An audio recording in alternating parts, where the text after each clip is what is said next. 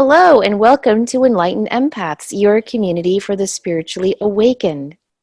This week, Denise and I are going to be talking about overcoming childhood adversity, the epigenetics of what trauma does to our DNA. But don't worry, this is not a depressing hour that you are playing between your ears as you're driving to work or sitting at your desk. We are going to focus towards the end of the show on the positive of dealing with trauma in your life and how to overcome this with some really practical hands-on steps you can start to implement today.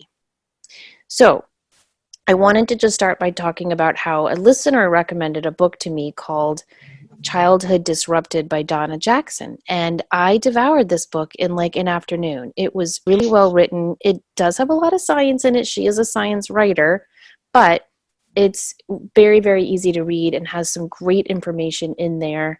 I also read for this show The Deepest Well by Dr. Nadine Harris. So I'm going to refer between those two books, and Denise has done her own research and we'll mention some of her resources in a moment. I wanted to start with a quote from Donna Jackson's book, Childhood Disrupted.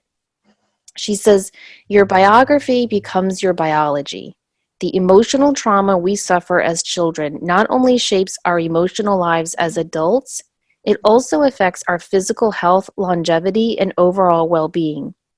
Scientists now know on a biochemical level exactly how parents' chronic fights, divorce, death in the family, being bullied or hazed, and growing up with a hypercritical, alcoholic, or mentally ill parent can leave permanent physical fingerprints on our brains." How's that for a happy opening, Denise? That is such a powerful, powerful paragraph, though. It is. It's so powerful, and it's well written, but it gives voice to what so many people have experienced, that you're not making it up in your head. There really is a reason that you're trying to overcome these things from your childhood. Yeah, and we have a lot of listeners who are empaths, obviously, but who are also dealing with chronic illnesses. And they'll often ask us, is there a connection between being an empath and having these illnesses? And I never know how to answer that because it feels so complicated to me. And I have always said that I think empaths can be born, but I also think they can be fostered through having childhood adversity, because when you've been through some crap in your life, it very often develops empathy in you because you don't want to see other people go through that. But this science is showing us that when you go through that crap as a child, not only does it create an empath, but it can also create lifelong health issues if they are not properly intervened with some of the strategies we're going to lay out for you towards the end of the show. So Donna Jackson says, when children have to deal with adversities, it changes the architecture of their brain, altering the expression of genes that control the stress hormone output, triggering an overactive inflammatory stress response for life, and predisposing the child to adult disease. They trigger and sustain inflammation in both the body and the brain. These physical changes pre-write the story of how we will react to the world around us and how well we will work, parent, befriend, and love other people throughout the course of our lives. Why do the things that happen in our childhood have such a powerful impact on the rest of our lives? Right. For a lot of the listeners who are parenting, and I've done this, I freak myself out. Oh, what have I done to my children? What am I leaving them with? What legacy are they getting? They had some interesting things in their childhood, and how much of a mark did it leave? So I think we all, as human beings, but also as empathic human beings, we may wrestle with that as well. I think it was Roseanne Barr on her show the first time around who said her kids were like, "Do you have a college fund for us, Mom?" And she was like, "No, I have a therapy fund for you guys." So in The Deepest Well, Dr. Nadine Harris says, 20 years of medical research has shown childhood adversity gets under our skin, changing people in ways that can endure in the body for decades. It can tip a child's developmental trajectory and affect physiology. It can trigger chronic inflammation and hormonal changes that last a lifetime. It can alter the way DNA is read and how well cells reciprocate, and it can dramatically increase the risk for heart disease, cancer, stroke, diabetes, and Alzheimer's. So basically, what happened, especially in The Deep as well, Dr. Harris talks about how she started to notice this pattern between kids coming to her for a plethora of reasons. They would come to her for referrals for ADHD medication or because they were dealing with eczema, asthma, breathing difficulties, failure to thrive. And she started to notice a connection between their difficult upbringing and their health issues. So, one of the things she talks about is research that Dr. Vincent Felitti did in the 1980s that led to a lot of what we're going to be talking about today. So, in the 80s, Dr. Vincent Felitti was running a weight loss clinic at the Kaiser Obesity Clinic. He started to notice that when many of his patients had big weight loss success, they would start to gain it right back. So he began to dig deeper, and he discovered that well over half of the patients had experienced sexual abuse as children and were using the weight to feel safe in the world. One woman said to Dr. Felitti that when she lost the weight and men started giving her attention, she went right back to gaining weight. Another woman began sleep eating shortly after she lost the weight, and men at work started asking her out.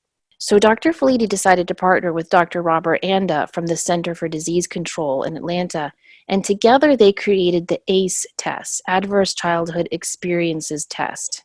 Felitti believes that many of our health issues have root causes in shame, secrecy, and social taboos against exploring certain areas of life experiences. I'd like to share with you all the 10-question ACE test. So as you're listening, just think about your own personal answers to these questions. And if you answer yes to any of these 10 questions, you get 1 ACE point. So number 1 is, did a parent or other adult in the household often swear at you, insult you, put you down, or humiliate you? Or did a parent or adult in the house act in a way that made you afraid you might be physically hurt? So if you answered yes to either of those questions, you get a point. Number 2, did a parent or other adult in the household often push, grab, slap, or throw something at you, or ever hit you so hard that you had marks or were injured?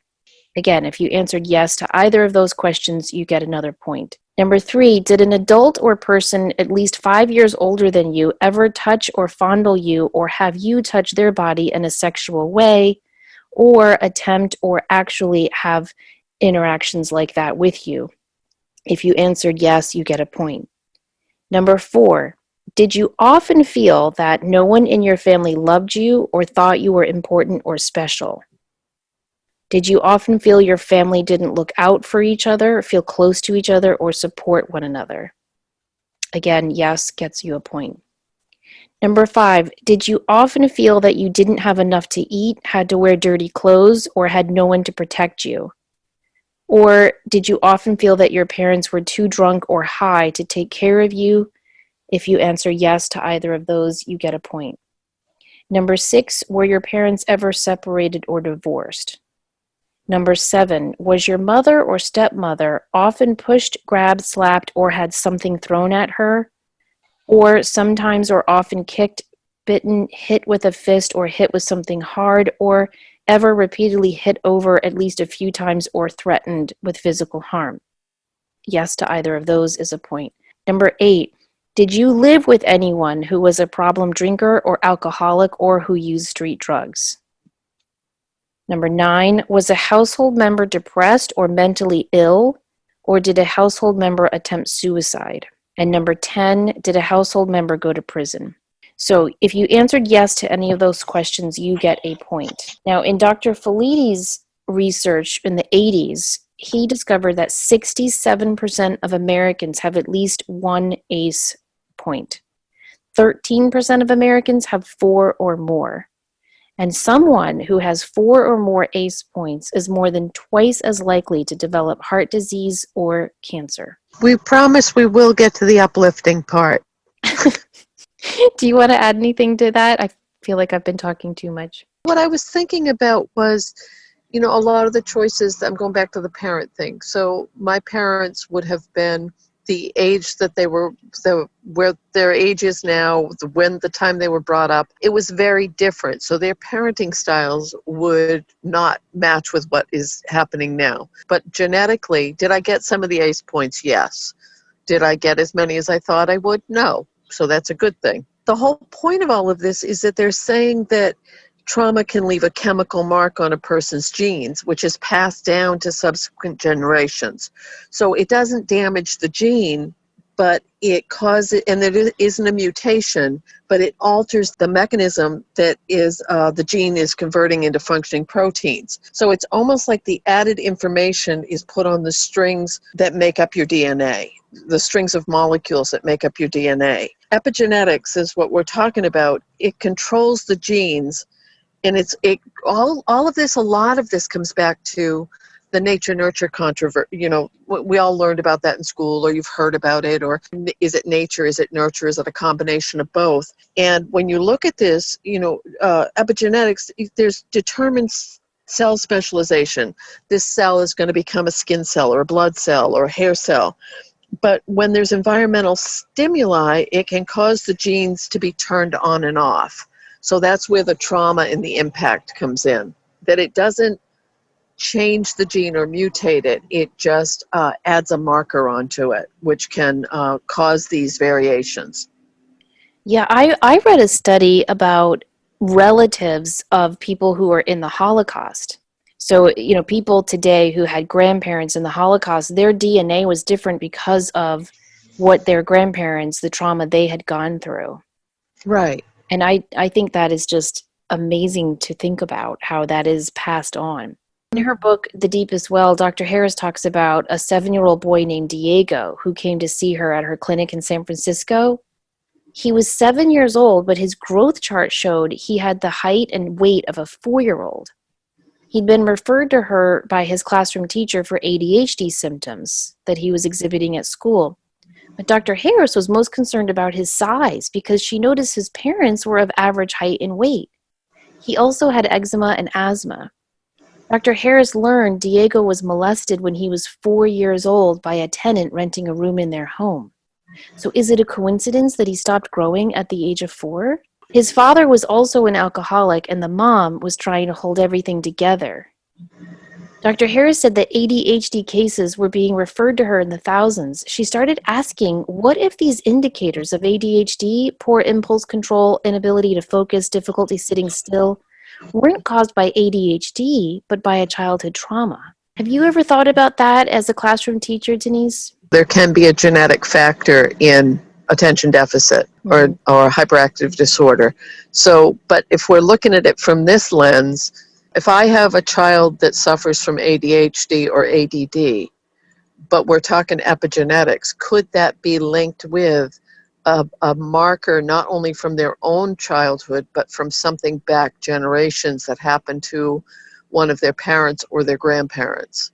And it's manifesting in ADHD in this life, in this generation.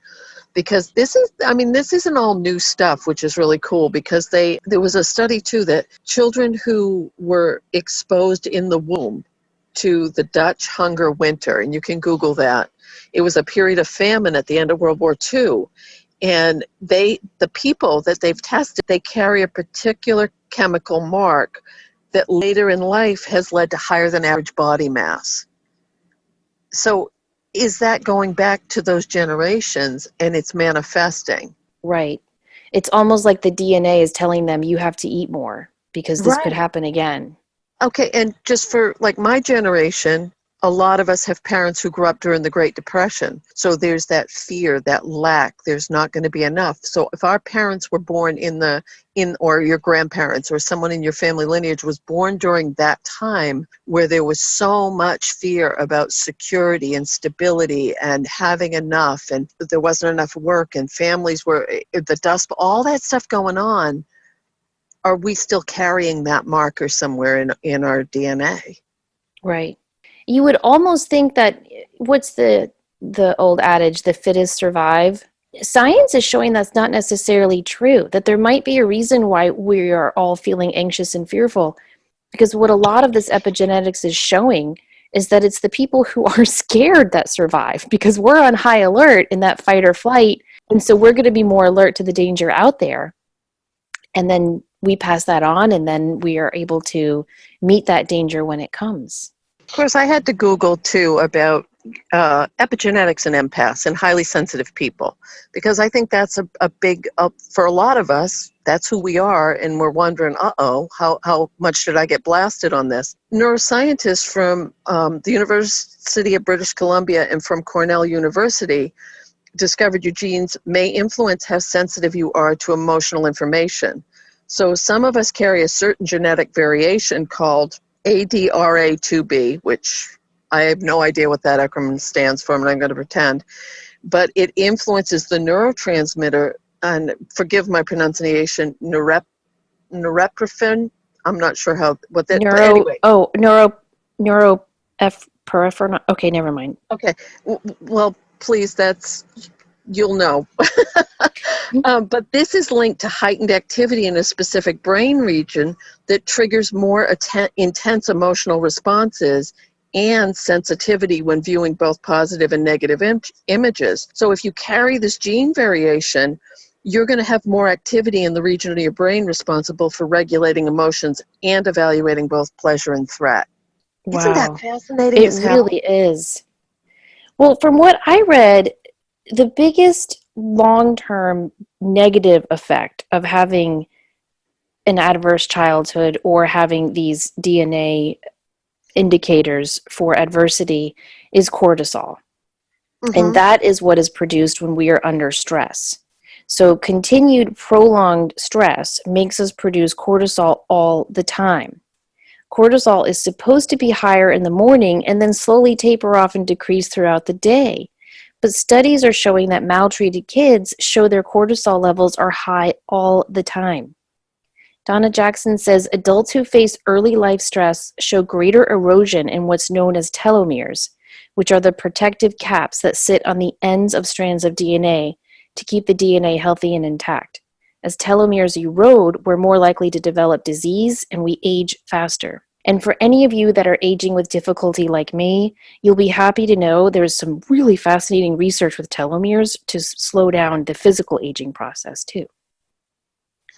That's just my aside. So, so Donna Jackson continues to say, facing difficult childhood circumstances increases 6-fold your chance of having chronic fatigue syndrome as an adult. Overall, you're at a greater risk for diabetes, headaches, MS, lupus, heart attacks, cancer, and stroke. Studies show that one type of adversity does not trump others. They all matter. And this is something Donna Jackson really stresses throughout her book, Childhood Disrupted.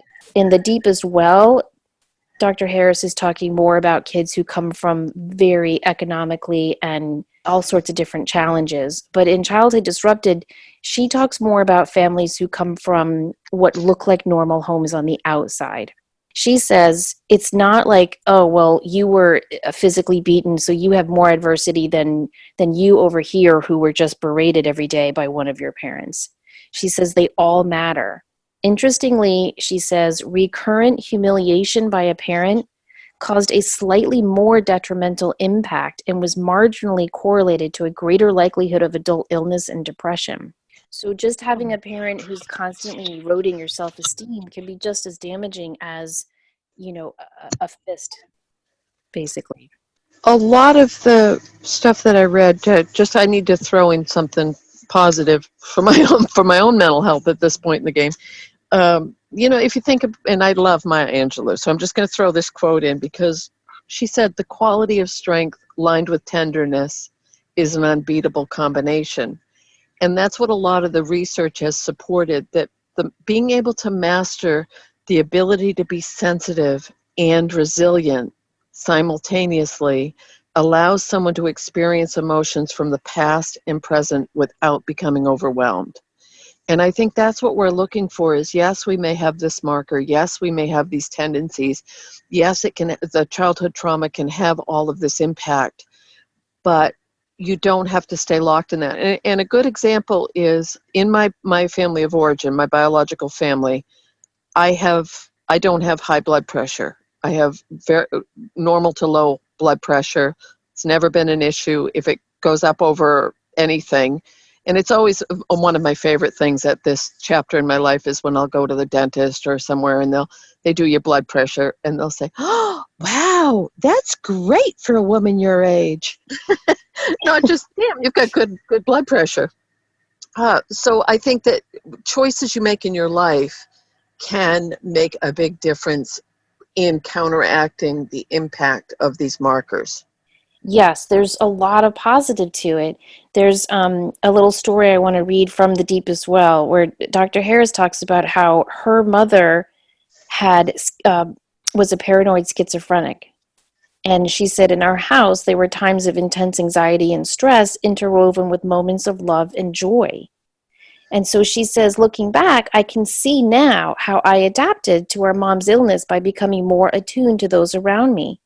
For me, quickly figuring out which mom I was coming home to was the key to navigating our household. Now it's easy for me to tell when there's something going on with people by reading a whole bunch of nonverbal cues. It's kind of like a sixth sense. I would never want to repeat the distressing or unpredictable moments of my childhood, but I wouldn't wish them away either. They're a big part of what has made me who I am. Sometimes I like to think of this ability to tune into people as my own little superpower. As a doctor, it allows me to gently ask my patients the right follow-up questions and get to the heart of the matter quickly. This has been a huge gift for me in my practice. And so there are a lot of positives to growing up with adversity, and I do think it's important to mention that. But I also think it's important to just look at any childhood adversity you experienced with an honest eye, because so many people are afraid to look at it. They're afraid to touch it. They're afraid to take it out of the box we've stuffed it in and to really give it the love and attention crying out for. Now, I read, for example, a study they did on teens. They did brain imaging on teenagers who were raised in homes with very little love or emotional support. And they would do brain imaging on them every couple of years. And it showed a decrease in their brain size and volume each year as they aged. Ooh. Which really shows how kids who come from difficult home lives really will struggle in school for a very scientific reason. It's all about the stress response. When you have a healthy stress response, your brain reacts appropriately to that stress and then it calms down. For example, you hear a noise downstairs in the middle of the night while you're trying to sleep. Your body's flooded with stress, but as soon as your cat tiptoes into the room and you realize, he's what caused the noise downstairs, your brain signals the body to calm down and come off red alert. However, if you had prolonged adverse experiences as a child, your brain doesn't know how to do this. Mm-hmm. Like, do you have a high, what's that called? A high, like if you're washing dishes and someone comes up behind you, you jump? Oh, I don't like having my back to a room. Yes, I I don't do. either. That's called something. It's a high something alert. Anyway, that's often a sign that you had adversity as a child and you are running this cortisol all the time. Dr. Carrion, for example, he did a study with kids suffering from PTSD, and it revealed that they had a small and shrinking hippocampus. That's the part of our brain responsible for memory and learning.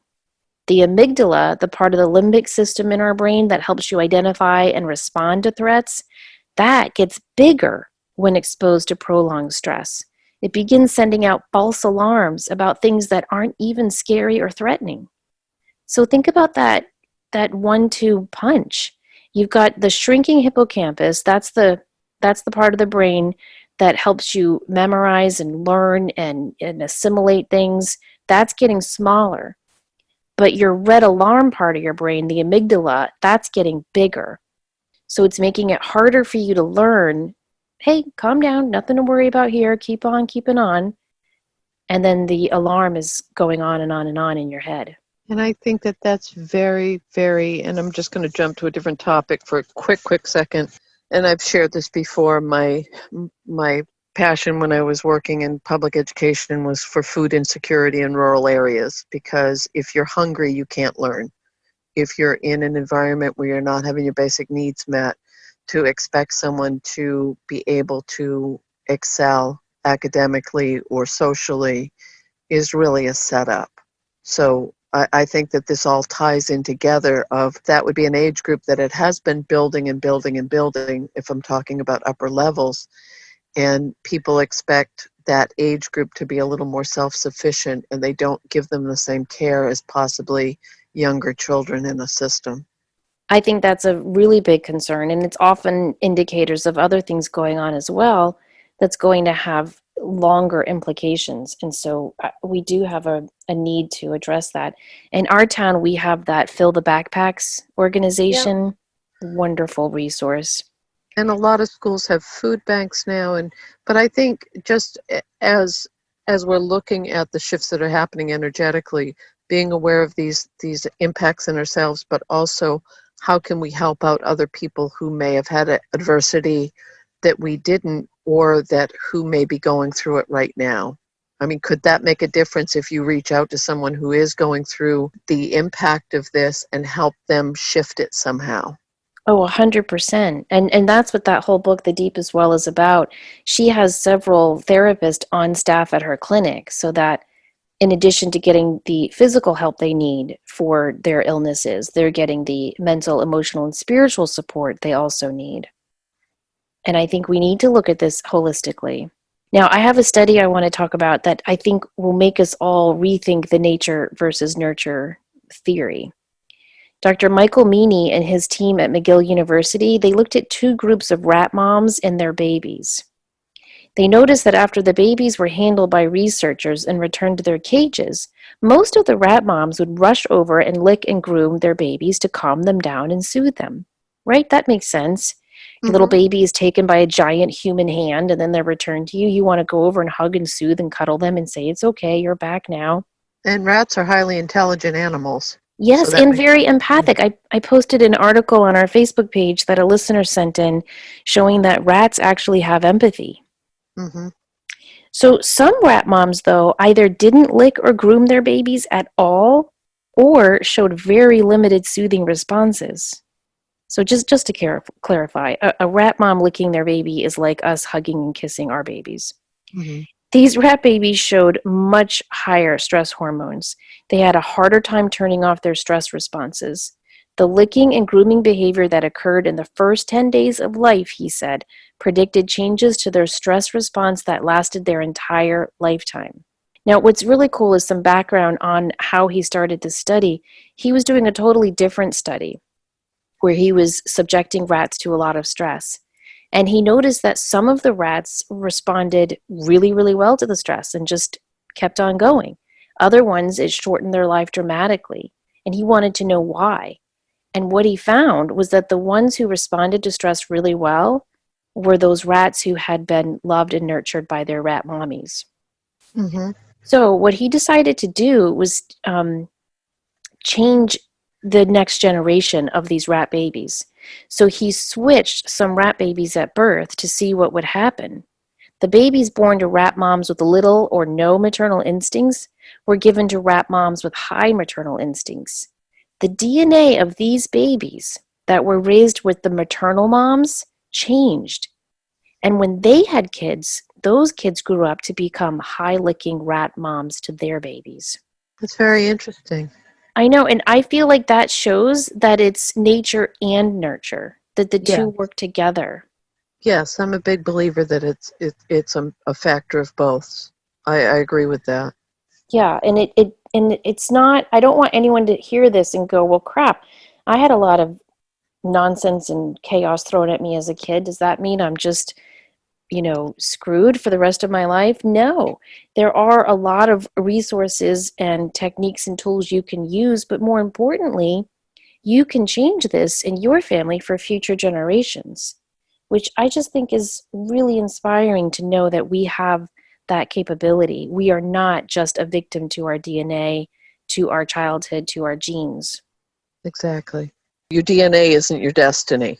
You can make those changes. And we see that all the time. We see people who overcome amazing adversity, or they shift from their family of origin expectations, so that the DNA you're born with doesn't totally predetermine your health or the outcome of where your life leads.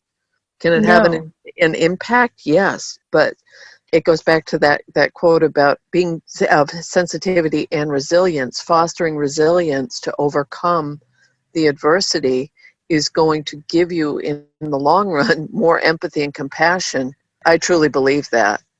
Oh, I do too. I do too. And I feel like we are all as a community waking up to how important it is to truly nurture and foster and love not only our babies but ourselves. And that Right, when we love ourselves, we're changing our DNA, we're changing our telomeres. It's all about reaching out for that help and that assistance that we need. She Dr. Harris in The Deepest Well, she talks about a woman who comes to her office with a baby who was born prematurely.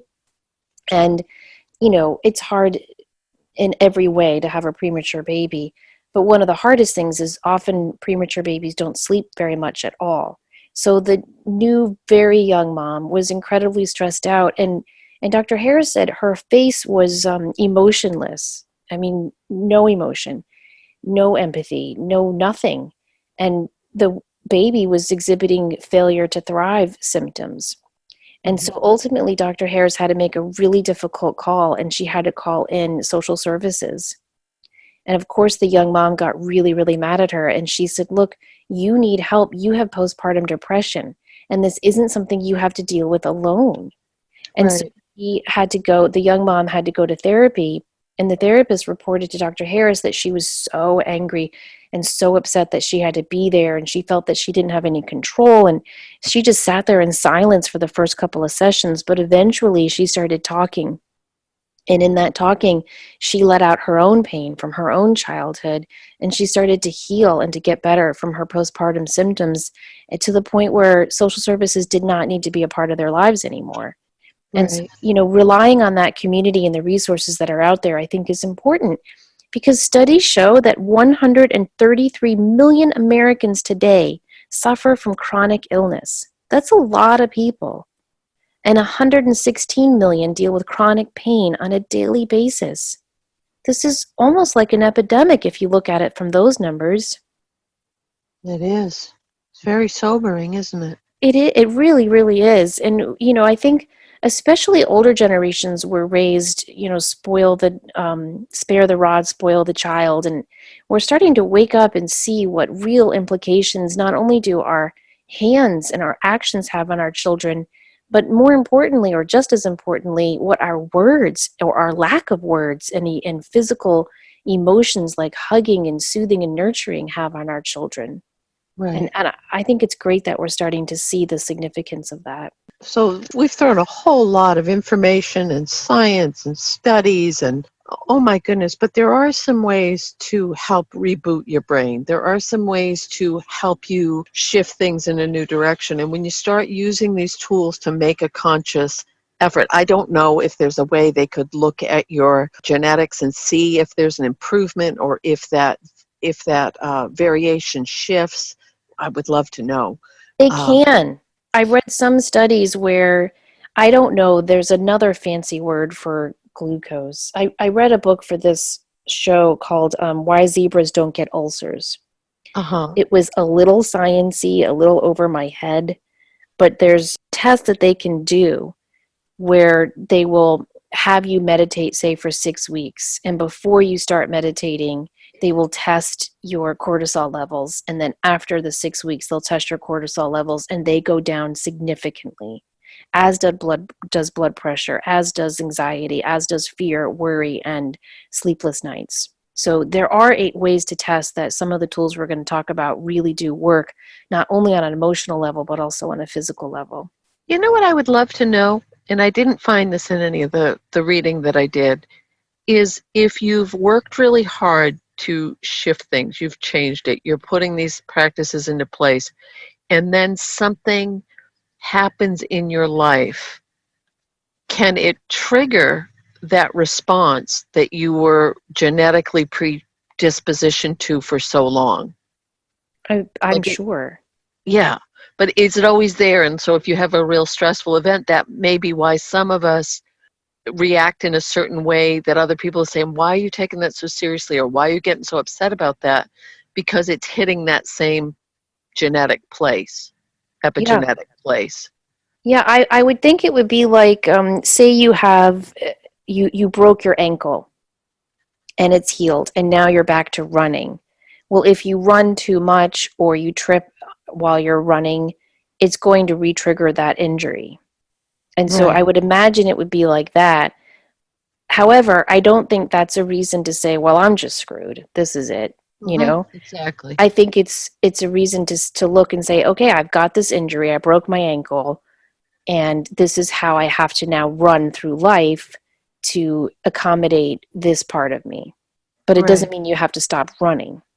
No. So, one of the things that they recommend is something called Right to Heal. James Pennebaker, who's a professor of psychology at the University of Texas in Austin, he created an exercise where you write down your deepest emotions and thoughts about an emotional upheaval that has been influencing your life the most. In your writing, you're told to really let go and explore the event and how it has affected you. You're supposed to write continuously about this for 20 minutes a day for 1 week. Studies have revealed when people write to heal, they made fewer doctor's visits and demonstrated changes in their immune function. So, again, I'm a big advocate for talk therapy, but there's something about this writing, actually taking pen to paper, where it's intimate, it's personal, it's just between you and the page. It's not something you have to then go to a workshop or a class and share. It's just about putting it on that page and giving that emotion time to come out of the box you've pushed it down into and letting it out so that it can heal. I'm not being melodramatic when I say this. It has saved my life several times. And I promise you, I'm not being over the top about that because you know some of my story, and there are people who know me kind of well that know some parts of my story. That there were times when if I didn't write, I don't know that I would have gotten through it. So, you love talk therapy. I love writing to heal because it's a safe, if you haven't had a safe place to express yourself or you have a hard time finding your voice talking to someone else, this can be a beautiful stepping stone to do that. I agree. And you don't even have to keep it. You can write it and throw it away. Mm-hmm. Because sometimes it's painful for people to hold on to it and look back at it. It's not about beautiful writing. It's not about grammatically correct writing. It's not It's about writing an purging. engaging story. It's just No, getting it out. it's a purge. Yes. Yes. Yes. But it can Um, also, I just want to add one more little thing. As an empath, it can, give you a safe place to vent what you're really thinking and feeling. And when you do that, it helps you become more connected to what you really are feeling and not what someone else may have put on the situation. yeah. It's a way to take the reins back from how Yeah. you are going to view the story of your life. Another Yeah. great tool is to practice mindful meditation. Research shows that when we practice mindfulness meditation and mindfulness based stress reduction, we exhibit an increase in gray matter in some parts of the brain that were damaged by adverse childhood experiences and shifts in the genes that regulate their physiological stress response. So that quote is taken right from Childhood Disrupted. But I think we all have read so many of the great research done on how meditation helps us. It works. Yes. And I mean, the next one you had on your list was practicing yoga. And PET scans show that yoga decreases blood flow to the amygdala and increases blood flow to the frontal lobe and prefrontal cortex, which help to react to stressors with a greater sense of equanimity. And the frontal lobe is your behavioral center, so that makes perfect sense. More downward dog, right? That's right. And yoga is just a great way to release some of that excess cortisol. And then again, the talk therapy, which we've mentioned a couple of times. Psychotherapy, according to Dr. Robert Sapolsky in that book, Why Zebras Don't Get Ulcers, he says psychotherapy has been shown to change not only behaviors, but also cholesterol profiles, risk of heart attack, and risk of dying, independent of changes in diet or other physiological regulators. Studies have also shown that various relaxation techniques or techniques that alter consciousness has beneficial effects. For example, trained practitioners of transcendental meditation are reported to be able to reduce glucocorticoid levels, sheer repetition of certain activities can change the connection between your behavior and activation of your stress response. So, talking to a therapist or practicing meditation in combination with the right to heal and the yoga can really start to reverse some of the damage done to our cells from any adverse childhood experiences. Right. This one's a little different. EEG neurofeedback, very clinical approach to healing childhood trauma where patients learn to influence their thoughts and feelings by watching their brain's electrical activity in real time on a laptop screen. So someone's hooked up to the computer via electrodes on their scalp and they see an image of a field. When the brain is underactivated in a key area, the field, which changes in response to neural activity, may appear to be muddy and gray and the flowers are wilted. But when that area of the brain activates, it triggers the flowers to burst into color and birds to sing. With practice, the patient learns to initiate certain thought patterns that lead to neural activity associated with pleasant images and sounds. I have to be honest, that one creeps me out a little bit. Really? Well, just in the sense of, all I can think of is the Matrix.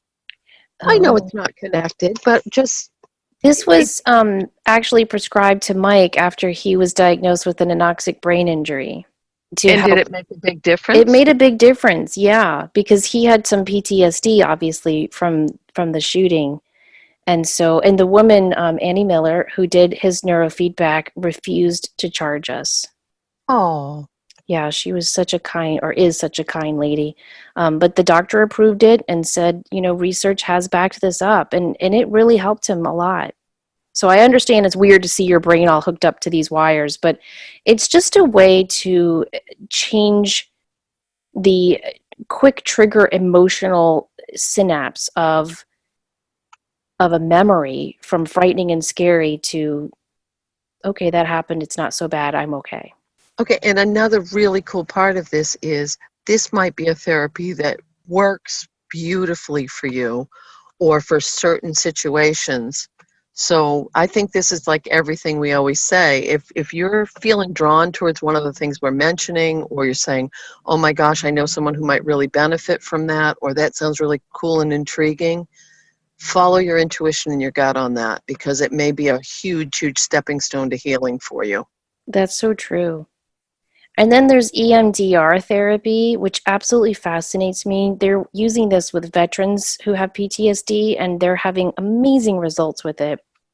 EMDR therapy is eye movement desensitization and reprocessing.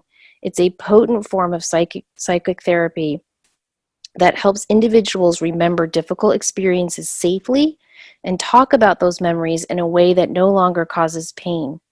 The therapist helps you talk about a painful experience. Patients are then asked to shift their gaze back and forth rapidly, often by following a pattern of lights or a wand that moves right to left, in a movement that stimulates the healing action of REM sleep. The repetitive directing of attention in EMDR causes a neurobiological state that helps the brain to reintegrate neural connections that have been dysregulated by chronic, unpredictable stress and past experiences. This reintegration leads to a decrease in the emotional response that we have to a painful memory. Studies have shown that EMDR increases the volume of the hippocampus. Remember, we talked about how those teenagers showed a decrease in their volume of the hippocampus? Right. EMDR has shown to bring that back up. It's been endorsed by the World Health Organization as one of only 2 forms of psychotherapy for children and adults in natural disasters and war settings.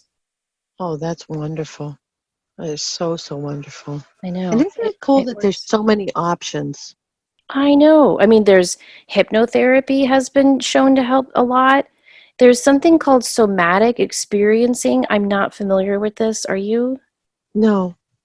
It was started by Dr. Peter Levine. It helps people overcome trauma by slowly reintegrating you with your body without having to relive the trauma. So I guess there's like specific exercises recommended by skilled therapists in the somatic experiencing to help you get in touch with your body again, which eventually allows the trauma to be released. Very fascinating. Yeah. The last one about the loving kindness meditation. This is the traditional loving kindness meditation, and how you do it. And I should post this on our Facebook page, Yeah. because it's recommended by so many therapists and also by a lot of meditation and Buddhist teachers. What you do is first you bring forth an image of yourself. And while thinking of you, you say, may I be filled with love and kindness. May I be safe and protected. May I be loved and loved. Uh, may I be happy and contented, healthy and strong. May my life unfold with ease. Then you think about someone who's close to you. And you say, may you be filled with love and kindness. May you be safe and protected, and so on. Then you think about someone you don't know very well, like maybe a coworker or a server at a restaurant you just went to, or your mail delivery person, and you speak the phrases above to them. And then you think of someone who has caused you some pain in your life. This could be a close friend, a family member, a loved one, and then you say those phrases again. May you be filled with love and kindness. May you be safe and protected while you're thinking of this person who's harmed you. May you love and be loved. May you be happy and contented, healthy and strong, and may your life unfold with ease. And then finally, the last stage of the loving kindness meditation is you think of everyone in the world. May all beings be filled with love and kindness. May all beings be safe and protected, and so on. Beautiful, beautiful practice. It is, and I think it helps bring to attention your emotions about yourself, about strangers, about a person who's harmed you, and also about the world. But it also is you intending to send love and kindness not only to yourself, but to others, including the person who's harmed you. And you Right. don't have to start with the person who's harmed you the most. No. I wouldn't recommend that. Start with that yucky boss you had in your 20s, or start with like an annoying person you had to deal with in high school, and then move to the person who's harmed you. Mm-hmm.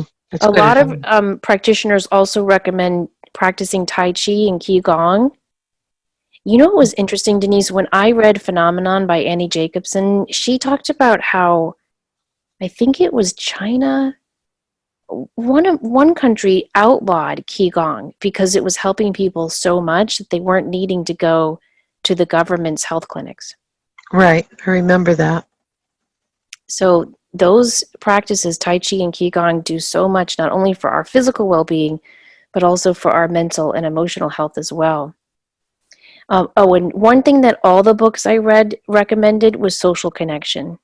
And, as when I had read that one, I was thinking about the isolation of our older populations in this country and how quickly people's health will deteriorate when they're isolated, or children who may be ostracized or bullied, or just people who are living entirely through all of their social contacts or through an online or social media base. I know it can be really hard. I think ultimately our social connection, though, is up to us. I hear from a lot of clients and listeners who will say, I don't have a lot of people in my life. I think we have to make the effort to go out there and find our people, whether it's through volunteering or joining clubs or creating a book club or whatever it might be that resonates for you. I do think we have to put ourselves out there, even though it can feel weird and uncomfortable at first, especially for those of us who are shy. We need those social connections. We are social animals, and it's how we feel safe in our world.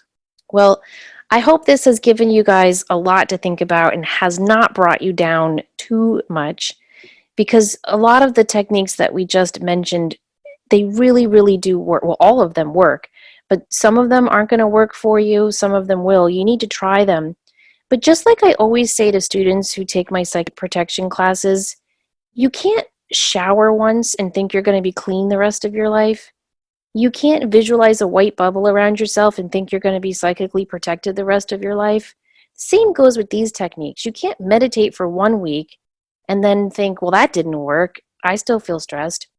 All of these techniques have to be practiced consistently over a long period of time. This is not a pill that you can take to feel better. You have to think about these techniques as a new way of consistently living your life, and you have to incorporate them into your daily practice. You just have to commit to it. It's worth it. It's worth it for you, for your health, but it's also worth it for your future generations because, as Denise was pointing out, it changes our DNA for our future generations. Right. And it also sends healing, I think, back to those ancestral roots as well. Yes, that is And so that's very true. important.